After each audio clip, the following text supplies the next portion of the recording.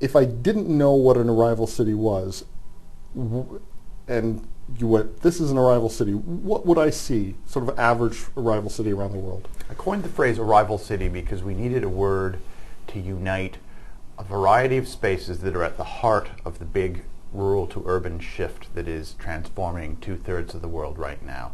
And this includes both poor neighborhoods in the developing world like slums and shanty towns and favelas and barrios and things like that. But it also includes the immigrant-dominated neighborhoods of countries like Canada, the Little Italies and Chinatowns and the high-rise districts filled with people from the Indian subcontinent and so on. And I found in my travels to 20 different countries for this book that these neighborhoods function the same in all these places. They have the same economic links back to the village of origin, if you will, and into the core city. And they use the same mechanisms of sending money back to the village, bringing people in, making investments in property and small business and entrepreneurship to get the next generation into university and so on, all over the world. When they work well, this is what happens. And they turn into vehicles, these neighborhoods into vehicles for mobility into the middle class. When this pathway is blocked in a variety of ways, these neighborhoods can turn into dangerous places. So these arrival cities are the places where either the great opportunities and growth in the next new economy will be born around the world, or they're the places where the next explosions of violence will happen. What is sort of the ideal for you at a successful arrival city? When you look at the arrival cities that work, and I would argue that they work more often than they don't work, they want to work, what you find are a few things. First of all, a high density of housing. We have to get used to this idea that a good life in a city means living tightly with other people. It's more pleasant and comfortable that way. And the sort of apartment blocks separated by big verges of grassy parkland and so on look pretty in photographs, but are actually fairly terrible places to live. The highest housing densities in Europe are in Kensington and Chelsea in London, and in the 6th and 7th arrondissement, the left bank in Paris. Probably the most desirable, wealthy neighborhoods in Europe have the highest housing density, and that's true in North America as well.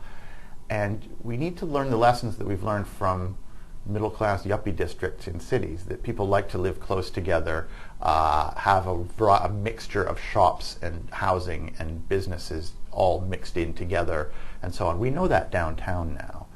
We need to apply that lesson to the outskirts now as well.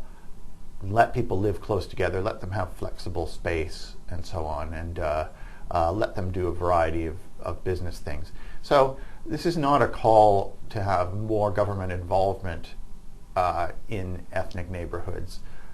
There are some things government should do, like transportation and must do, but it's also a call to get government out in some ways, to have less regulation of how people live and how closely together they live, and how they combine business and residential space and so on. Let these places self-govern, because the successful ones, the ones that have turned around, are self-governed. I look in this book at a favela in Sao Paulo called Jardim Angela, which in 1996 was declared the most violent single community on earth. It had a murder rate that was higher than most war zones. And it seemed irredeemable, controlled by teenage drug gangs, disconnected from the city, a place that had been hilly grassland in the 1970s and soon had a density of people in self-built shacks that seemed unmanageable. And I tell the story through the people who live there of how it turned itself around by becoming self-governing, the people who ran the schools and so on taking control and setting up their own police force and so on, how the city helped by building bus links into the city and economic connections and so on, and turned it into a place that, while still poor, looks very attractive, has full employment, has streets full of lively shops and so on, and has an internet broadband household penetration rate of nearly 1/4, and a middle class emerging within the favela of people who are making solid livings in things like information technology and so on. And the fact that a place like this can turn itself around in a place like Brazil indicates that a lot of the places we think are lost can be redeemed.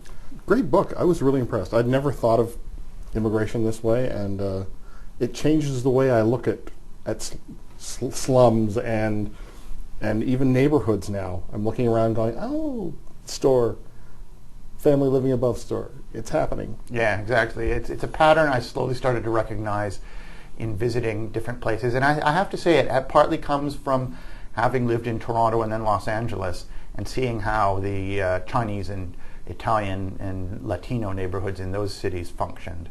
And kind of having eureka moments when I went to Istanbul or to Mumbai and going to what looked like very nasty neighborhoods in those places and saying, I understand how these places work. When you sit down with people and go through their household budgets and you see the money going out to the village and going into the investment in their kids, you realize, okay, these places economically function basically the same as these ethnic neighborhoods that I've lived in Western cities. And once you understand that, you understand how these places are meant to work, how they want to work. The book is Arrival City, The Final Migration and Our Next World. I've been speaking with the author Doug Saunders, and Arrival City, published by Knopf Canada.